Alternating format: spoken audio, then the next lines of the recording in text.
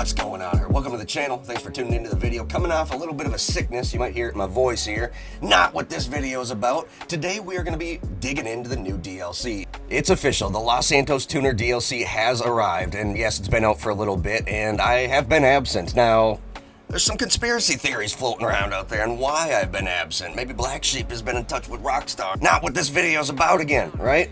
We won't even get into it in this video, but long story short, we do have quite a DLC to dig into with a lot of great additions. Now, I did record a video on this, and I've played twice, 2 full sessions. One on PlayStation 4 and one on Xbox One. On PlayStation 4, I did record a little bit. The issue is I didn't watch anybody's videos. I didn't want to spoil this at all for myself. I kind of want to dig in for myself, get a nice organic rate and review style video, and go from there. Well, here's the thing. I went in, I customized a couple vehicles, and I didn't even realize that they added in drift tires. What a thing to miss. So in this video, we are going to dig into the couple vehicles that I did customize. We'll kind of go around. I'll give my rate and review on this DLC. Just kind of dig into everything and see what really was added. I haven't looked at the new clothing. I haven't looked at the new tattoos. I've only purchased 2 vehicles. I mean, I literally just visited the test track for the first time last night.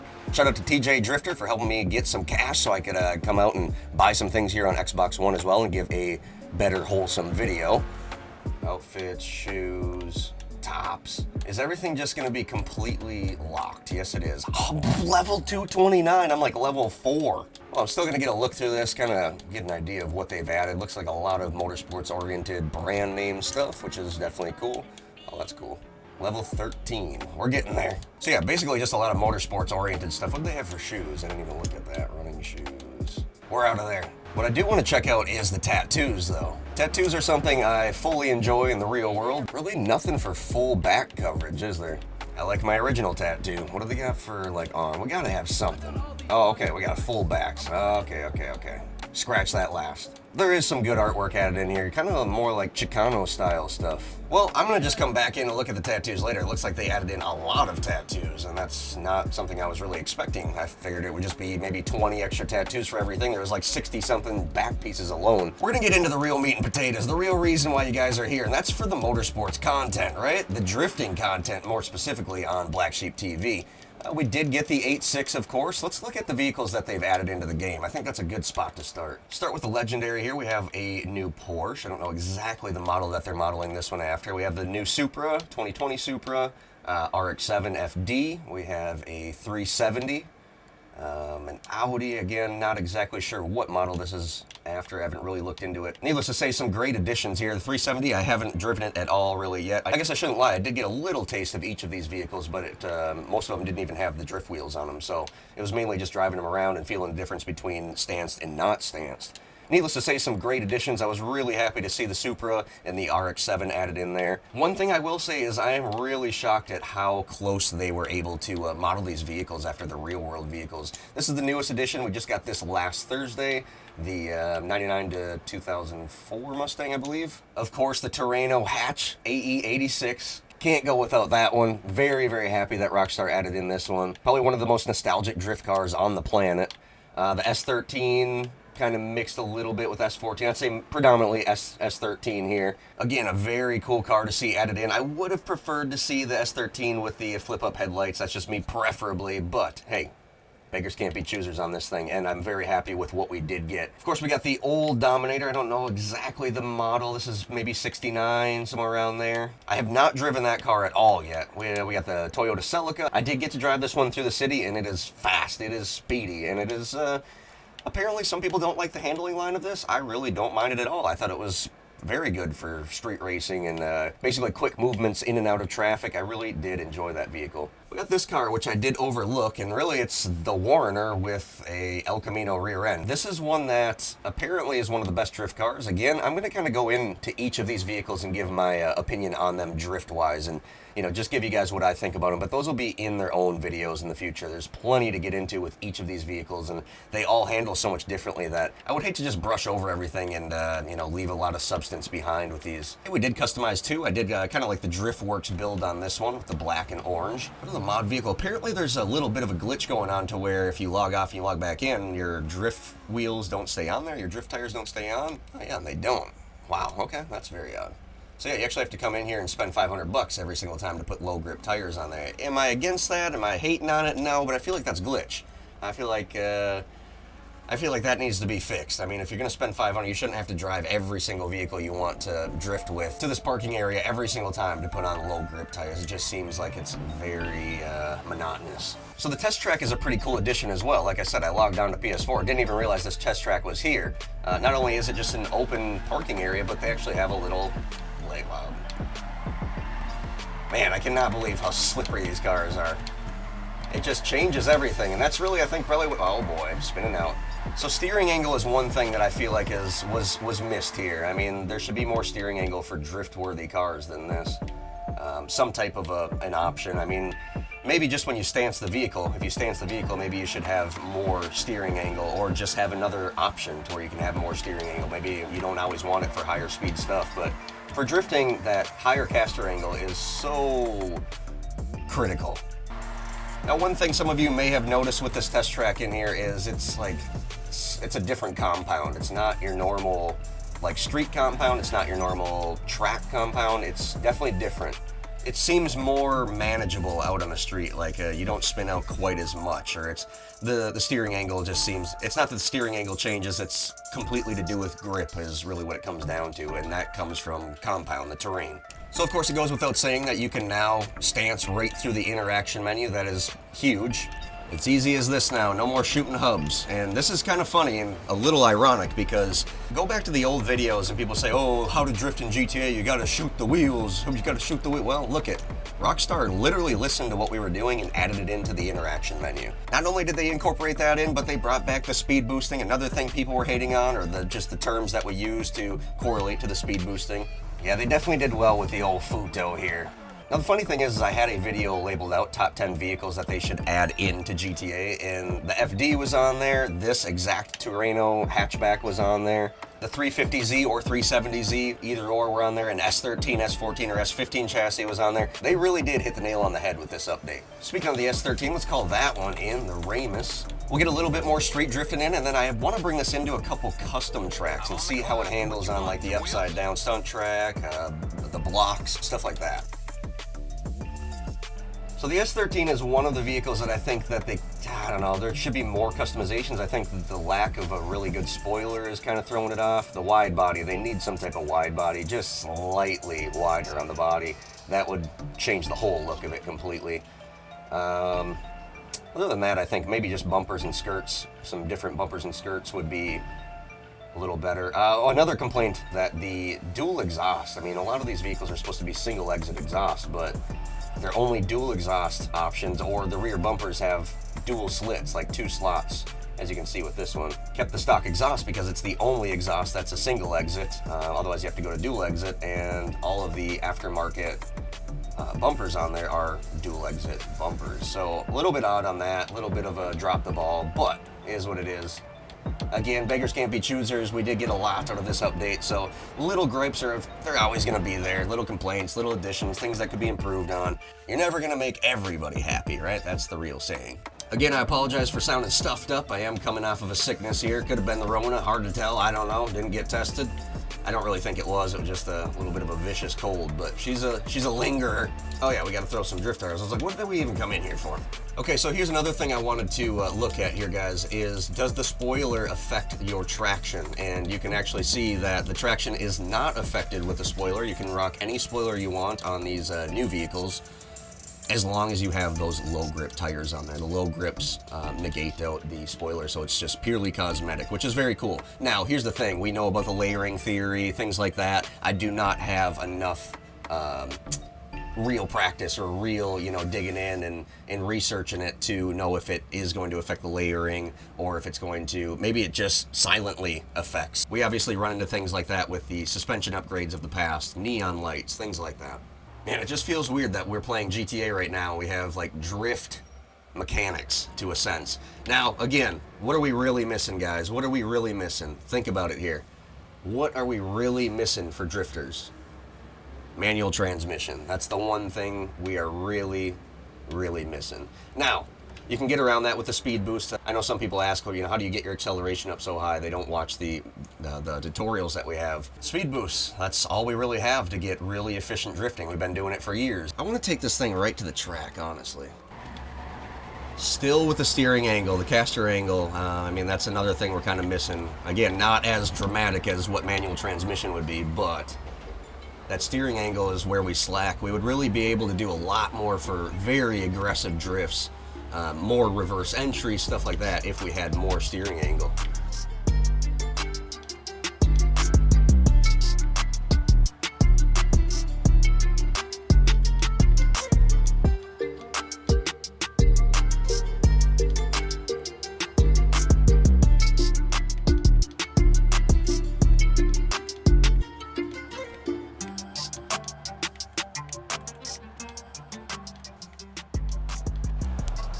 Well, it's 100% possible to drift on the block still. I mean, this is really good. I mean, they literally, it's perfect, honestly.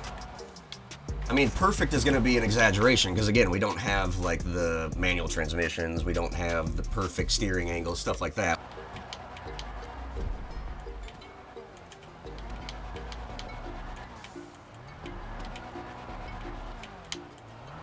Yeah, that spot, that's always been a tough spot on the track right there.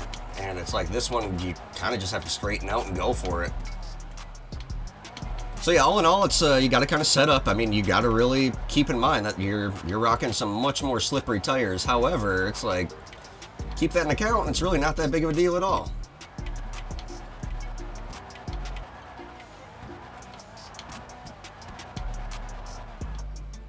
All right, let's bring it to another track. This one's kind of a, I don't want to say it's a slower moving track, but there is a lot of single gear areas in this one. Let's bring it to something that's going to be a little bit higher speed, something where it's a lot more for speed boosting.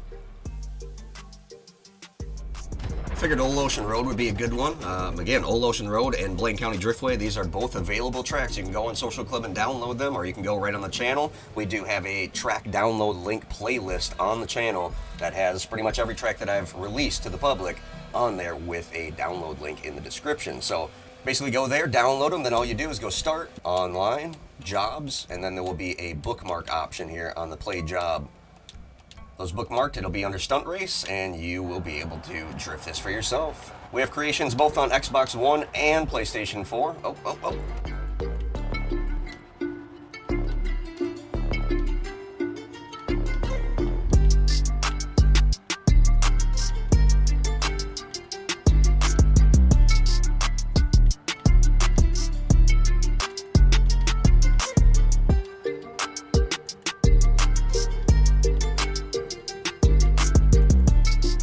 It makes these tracks feel completely different. This track feels way tighter right now than what it normally does. I came here because it's a higher speed track, less single gear. Find myself single gearing quite often here.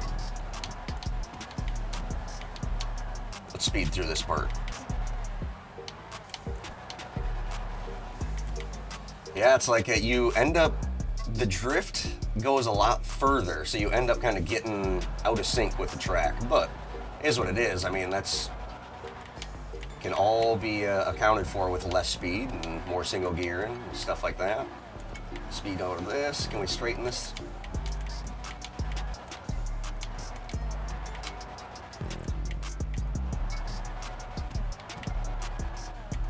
The transition momentums, I'm not used to them, so I'm straightening out a lot on my momentums, or I'm oversteering a lot. So this is all just going to come into me getting used to it.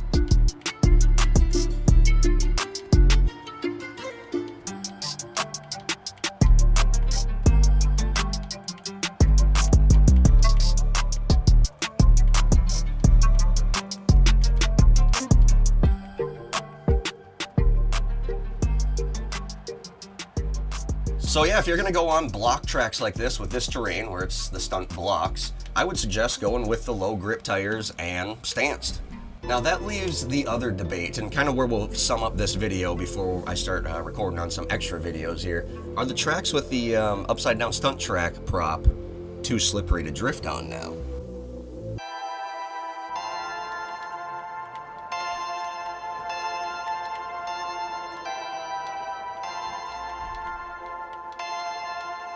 Perfect.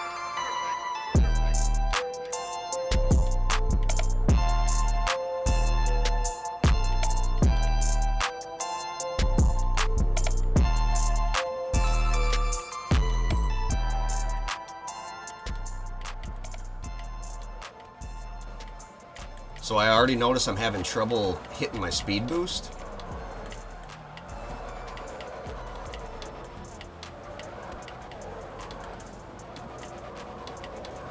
But it's so slippery that you can just like keep your body momentum and keep the car sideways. That's the funny thing.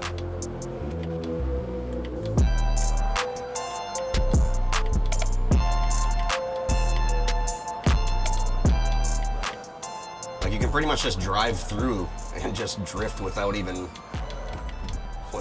speed boost and just body momentum, just inertia. Yeah, I'm having trouble on this track engaging the speed boost though. That is an issue I'm running into. We'll just drive over to the other track here quick.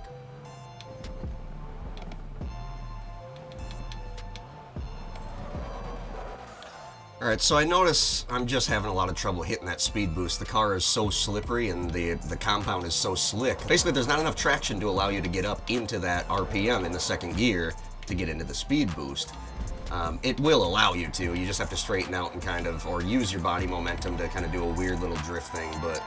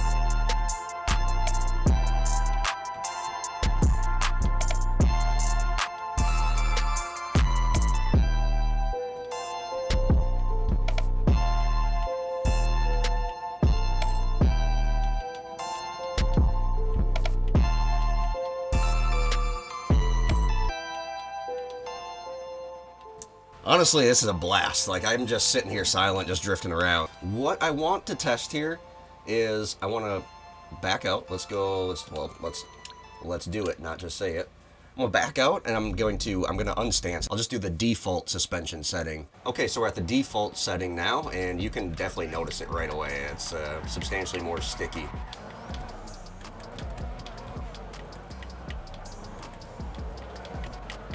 It's still having trouble engaging that speed boost. It will do it. It's just having a little trouble with it. Now, here's something that I'm not going to test in this video, but I did test it because the very first time I played on PS4, I didn't even know these drift tires were added to the game. So all I did was built the car up, put all the performance upgrades on it, built it as a drift car, stanced it, and then brought it out here. And it was actually pretty decent.